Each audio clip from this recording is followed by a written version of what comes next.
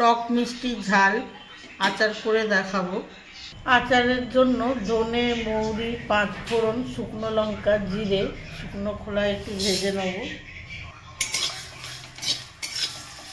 ভাজা হয়ে গেছে, ঠান্ডা হলে গুঁড়ো করে নেব। তেল গরম হয়ে গেছে, পাঁচফোড়ন আর শুকনো লঙ্কা দিয়ে দিচ্ছি, আম দিয়ে দিচ্ছি, স্বাদ মতো নুন দিচ্ছি আর কমে দিচ্ছি। 2-3 মিনিট আমটা তেলে কষে দেব।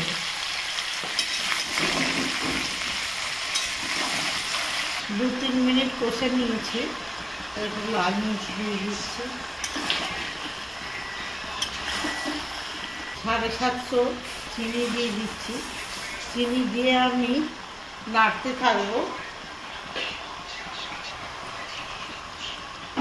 চিনি দিয়ে আমি নাড়তে থাকছি।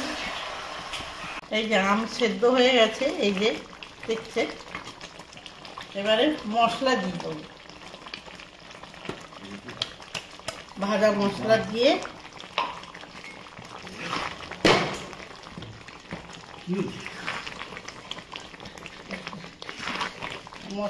একটু ফুটিয়ে নিলাম। আচার যাতে ভালো থাকে এর জন্য একটু ভিনিগার দিয়ে দিচ্ছি, সুন্দর কালার। এই যে টক মিষ্টি ঝাল আচার আমাদের তৈরি হয়ে গেছে।